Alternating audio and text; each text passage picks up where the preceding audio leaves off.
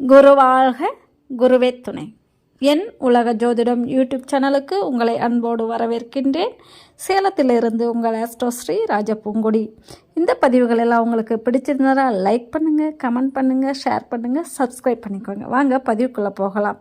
இந்த பதிவு என்னென்னா, ஆயுளுக்கு யோகம் தரும் நிலை எப்படி இருக்கோ அப்படிங்கிறத நம்ம இந்த பதிவில் கேட்டு தெரிஞ்சுக்கலாம். சரிங்களா? வாங்க பதிவுக்குள்ளே போகலாம்.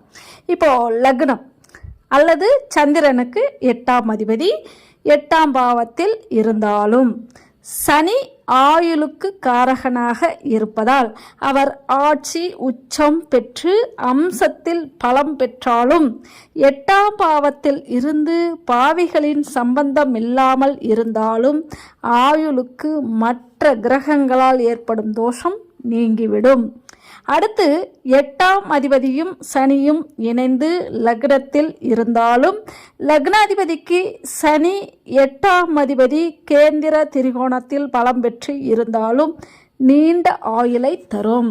அடுத்து லக்னாதிபதியும் 8ஆம் அதிபதியும் 11ஆம் பாவத்தில் இருந்தாலும் சந்திரன் அல்லது சனிக்கு கேந்திர திரிகோணத்தில் லக்னாதிபதியும் 8ஆம் அதிபதியும் இருந்தாலும் நீண்ட ஆயுளை தரும் இந்த யோகம்.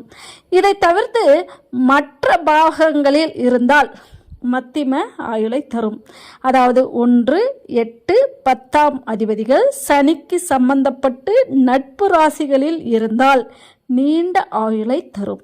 இவர்கள் ராசி அம்சத்தில் ஆட்சி உச்ச மூல திரிகோண ராசிகளில் இருந்து பாவிகளின் சம்பந்தமில்லாமல் இருந்தால் இறப்பு நிம்மதியானதாகும்.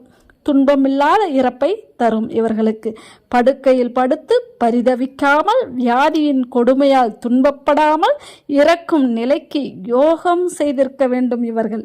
நன்றி. மீண்டும் அடுத்த பதிவில் சந்திப்போம். வாழ்த்துக்கள். அனைவருக்கும் வளங்கள் யாவும் பெருகட்டும். நன்றி.